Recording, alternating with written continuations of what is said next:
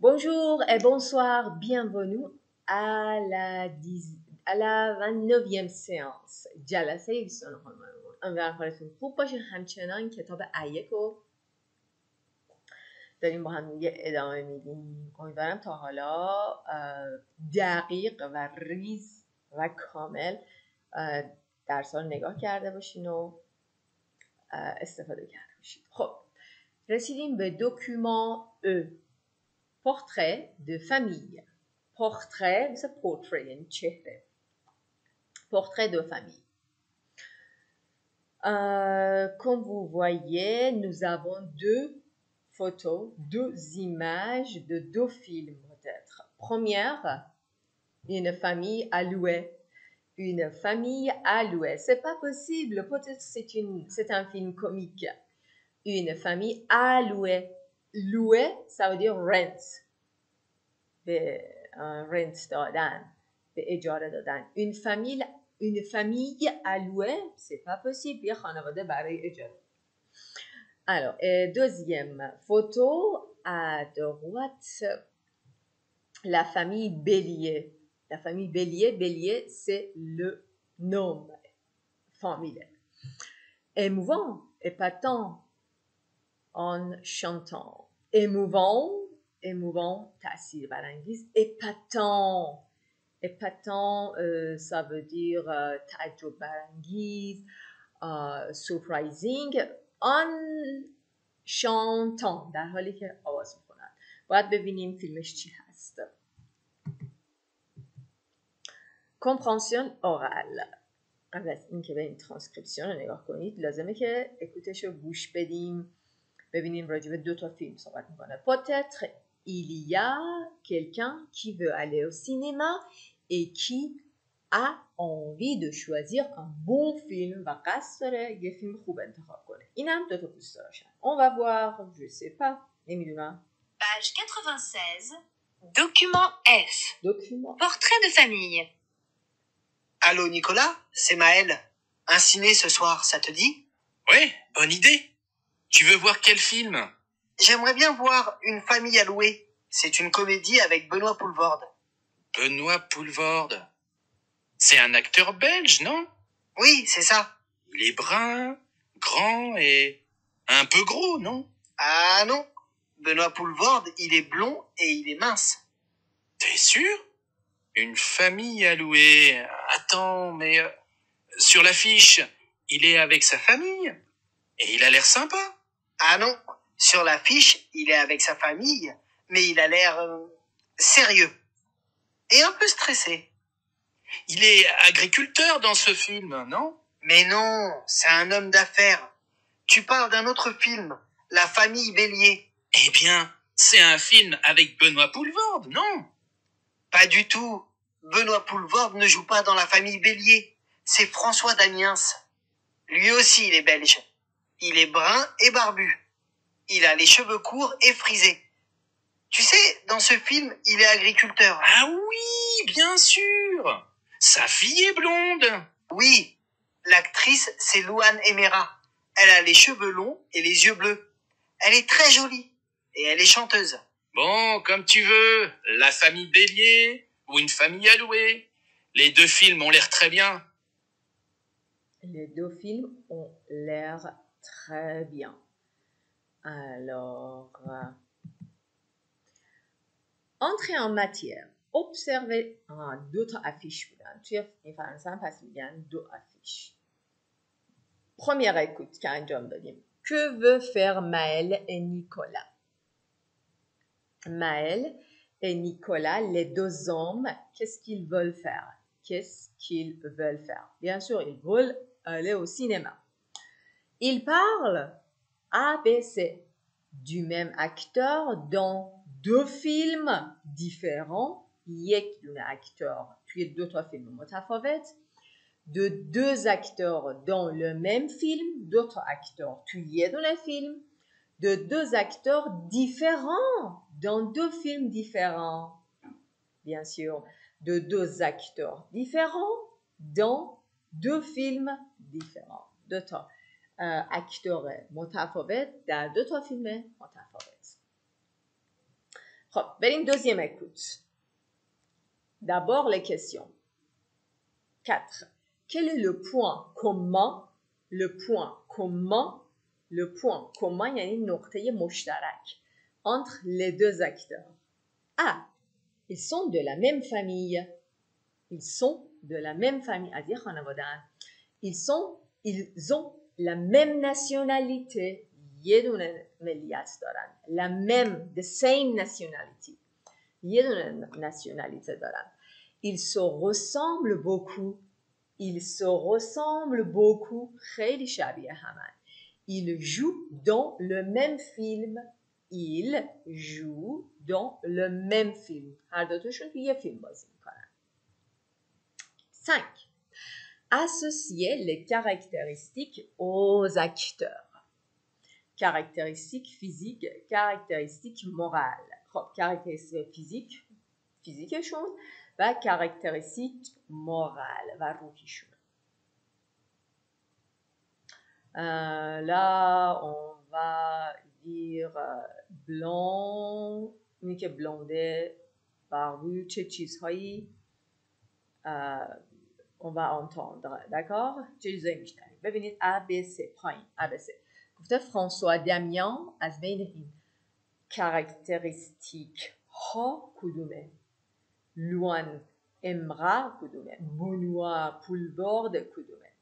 از بین این کاراکتریستیک فیزیک et caractéristiques morales.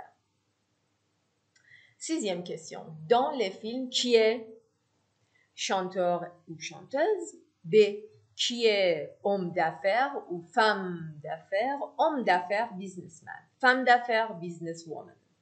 Homme d'affaires, femme d'affaires. C'est qui est agriculteur? Qui est agricultrice? Qui کشاورزه تو این فیلم. Alors, on y va. Deuxième écoute. البته بیایم روی سوال ها. Deuxième écoute. به جواب نگاه نکنید. دوباره گوش بدید و هر جا که لازم بود پاس کنید. Page 96. Document F. Portrait de famille. Allô Nicolas, c'est Maël. Un ciné ce soir, ça te dit? Ouais, bonne idée. Tu veux voir quel film? J'aimerais bien voir Une famille à louer. C'est une comédie avec Benoît Poelvoorde. Benoît Poelvoorde. C'est un acteur belge, non? Oui, c'est ça. Ça, c'est Les bruns, grand et un peu gros, non? Ah non. Ah non. Benoît Poelvoorde, il est blond et il est mince. Blond, il est mince. T'es sûr? Une famille à louer. Attends, mais sur l'affiche, il est avec sa famille. Et il a l'air sympa. Avec sa famille. Non. Sur l'affiche, il est avec sa famille, mais il a l'air sérieux. Ouais. Et un peu stressé. Il est agriculteur dans ce film, non? Mais non, c'est un homme d'affaires. Tu parles d'un autre film, La famille Bélier. Eh bien, c'est un film avec Benoît Poelvoorde, non? Non. Pas du tout. Benoît Poelvoorde ne joue pas dans La famille Bélier. C'est François Damiens. Lui aussi, il est belge. Il est brun et barbu. Il a les cheveux courts et frisés. Tu sais, dans ce film, il est agriculteur. Ah oui, bien sûr. Sa fille est blonde. Oui, l'actrice, c'est Louane Emera. Elle a les cheveux longs et les yeux bleus. Elle est très jolie. Et elle est chanteuse. Bon, comme tu veux. La famille Bélier ou Une famille à louer. Les deux films ont l'air très bien. Ok. Vous voyez, je vous ai écrit les réponses. Ils ont la même nationalité, oui. نقطه مشترک اکتورها چیه که اونا هر دوتاشون بلژن. Ils ont la même nationalité. François Damien, il est barbu, richou, brun, blondin, مثل ما. Cheveux frisés, موهای فرفری داره. Louane Emra, elle est blonde, elle est jolie, blonde, خوشگله. Elle a les yeux bleus, چشم آبی داره. Elle a les cheveux longs, موهای بلند. Cheveux masculins بچه‌ها, les cheveux longs. Benoît Poelvoorde, il est mince, چاقیست، منس لاغر نیست، متوسطه، کشیده است، کشیده. il est sérieux جدیه و il est stressé به نظر استرس داره. کی شانتور کی شانتوز لوان امرا. کی homme d'affaires oui توی این فیلم بنوا پولبرگ داره. کی اکتور فرانسوا دمیان که اونم بلژ بود. خب میدونید که همیشه خیلی مهمه با یک بار دو بار سه بار گوش کردن بهش اکتفا نکنید، حتی سعی کنید که تلفظ ها رو هم مثل اون و حتی انتوناسیون آهنگ هم مثل اون تکرار کنید تا بهترین نتیجه رو بگیرید. خب این پرودکسیون اورال نوبت شماست. Choisissez des personnes sur la photo, décrivez-les et faites deviner qui c'est. Choisissez les personnes. چند تا شخص رو پیدا کنید روی فوتو، décrivez-les توصیف کنید و faites deviner qui c'est و حدس بزنید که کی هستن. faites deviner یعنی حدس زدن، ولی از دیگری بذارید حدس بزنه، یعنی یه کاری بکنید که اون حدس بزنه، توضیح بدید. faites deviner qui c'est. Exemple, c'est une femme. Elle a les cheveux gris et courts. من اینو میگم و باعث میشم که شما چیکار کنید؟ دوینه کنید. پس من je fais deviner، یعنی من باعث میشم که شما دوینه کنید. چجوری؟ با این نشانی‌ها رو دادن. c'est une femme، یه خانومه. elle a les cheveux gris et courts، موهای خاکستری و کوتاه داره. voilà. peut-être c'est ça. non, c'est ça. voilà. c'est une femme. elle a les cheveux gris موهای خاکستری و کور. گفتیم مو masculin هست. کور. Et maintenant, pour deviner quelqu'un.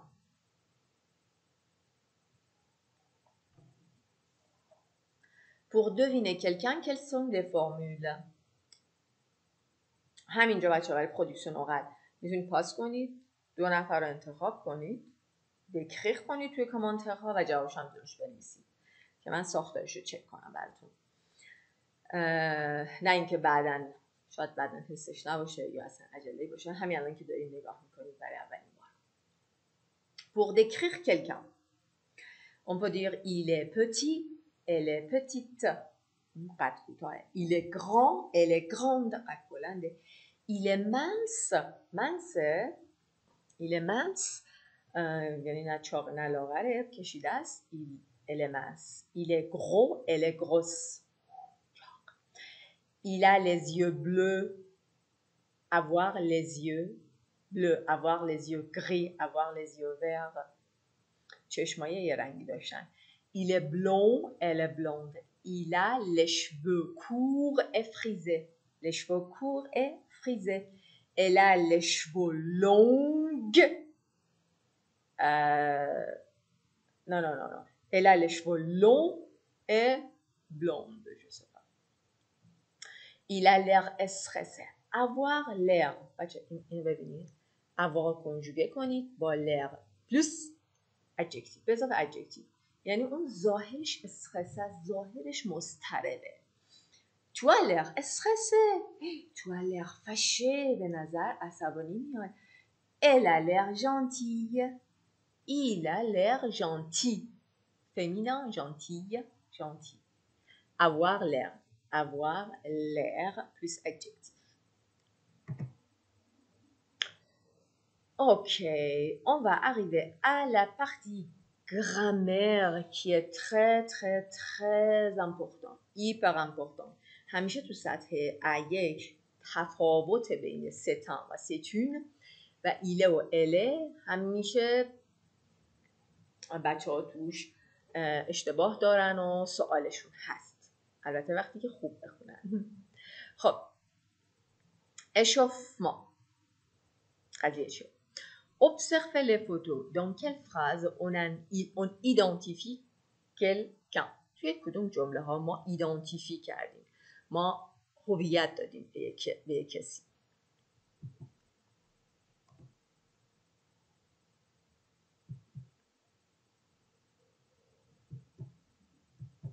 Ah, pourquoi je suis ici?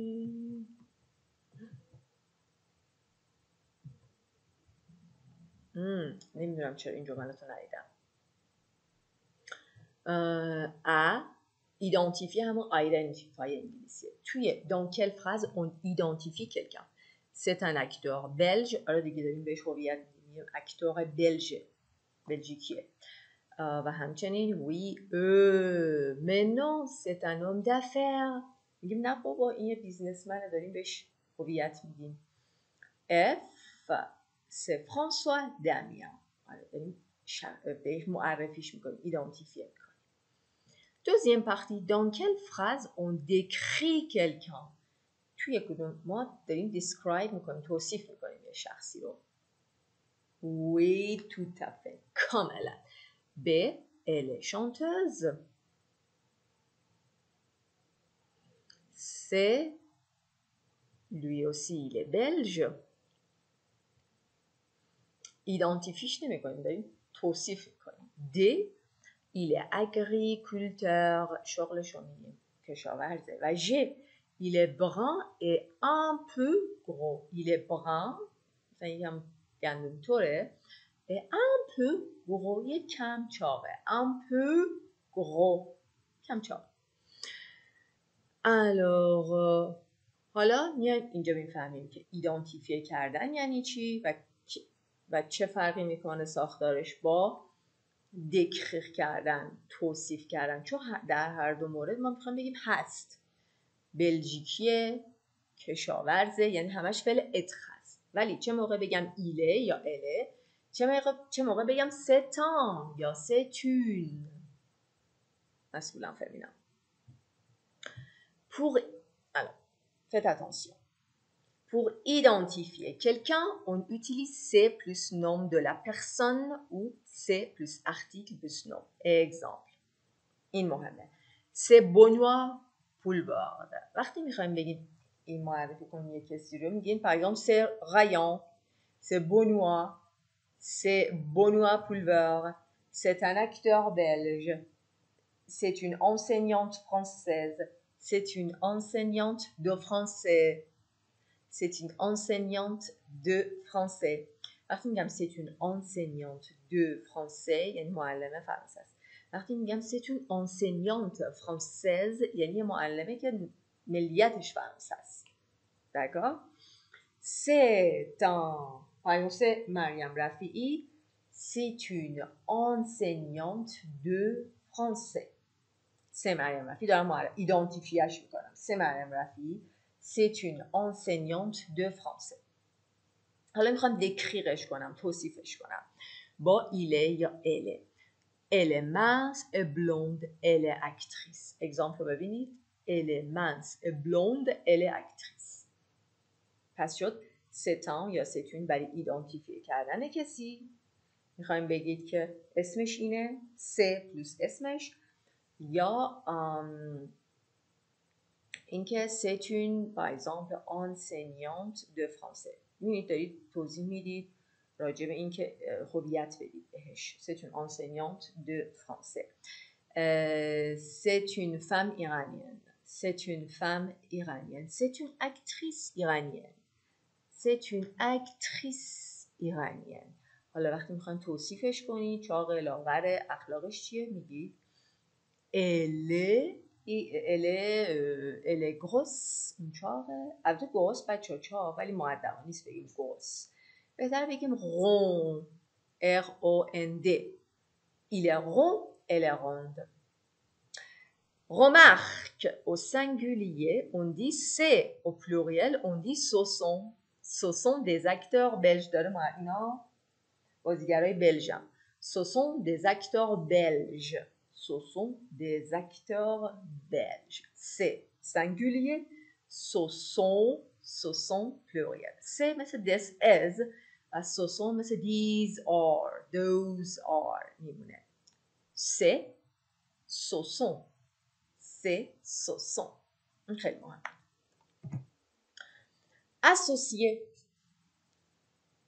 بچه قبل از اینکه این قسمت بیان یه دقیقه اینجا پاس کنید و همه اینا رو دوباره بخونید تو ذهنتون، جاشون رو جدا کنید. بعد وقتی پاس رو برداشتید که الان پاس بزنید. خب حالا بیاین بخش آنخلما. اسوسیه مچ کنید. c'est. B. Ce sont. C. Il est. Elle est. E. Elles sont.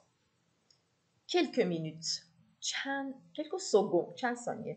پاس کنید جواب بدید. بعد دوباره بیان پاس بردارید و بقیه‌شو ببینید. خب vas-y. خب حالا که از پاس برداشتین چک میکنیم. C'est mon acteur préféré. این اکتور پرفری من هست. داره ایدانتیفیش میکنه. C'est mon acteur préféré. یه جور داره معرفی میکنه. C'est mon acteur préféré. Ce sont les cousins d'Amina. اینا پسر خاله های امینه هستن. داره معرفی میکنه. Ce sont les cousins d'Amina. داره ایدانتیفیه میکنه. اما ستای آخر دکریره، توصیفه. Il est très sérieux. اون خیلی جدیه. Elle est informaticienne. شغلش informaticienne هست. informaticienne. Elle est informaticienne. این جزء معرفی کردن نیست. و eux, elles sont bruns et minces. Elles sont brunes, excusez-moi. Elle féminin. Elles sont brunes avec eux, brun masculin, brune féminin. Elles sont brunes et minces. حتما هم کیه‌شو انجام بدید بچه‌ها. قضیه سه و ایله براتون کاملا جا بیفته. Production écrite. Écrivez un petit texte, un petit texte pour présenter un film que vous aimez. برای پرزنته کردن فیلمی که دوست دارید. Exemple 007 Spectre. C'est un film américain. داره معرفی میکنه. C'est un film américain. L'actrice principale, بازیگر خانم اصلیش, c'est Léa Seydoux. Elle est française. داره دکریرش میکنه. اول گفت c'est بازیگر اصلی c'est Léa. Elle est française. Dans le film, elle est médecin. توی این فیلم پزشکه. Elle est médecin. Et production orale.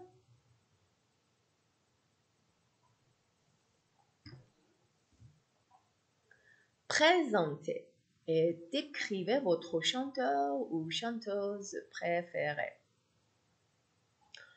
Par exemple, mon actrice préférée. بچه اکتریس درسته که خانومه، یعنی بازیگر خانوم، ولی چون با وایل شروع شده مثل امی باید با مونتون سون بیاریم. حتی البته اگه آقا هم بود منظورم این بود، گفتیم مون اکتور، اما اینجا خانومه دیگه، اصلا نیازی نیست، خانومه فمینانه، باید با خودم میگیم که این فمینانه، چرا نگفت ما اکتریس.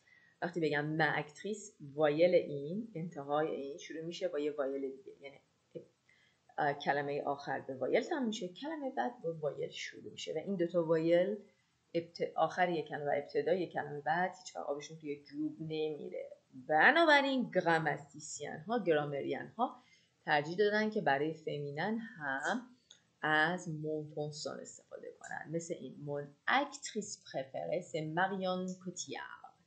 Elle est brune et elle a les cheveux longs. Elle est mince. C'est une actrice française.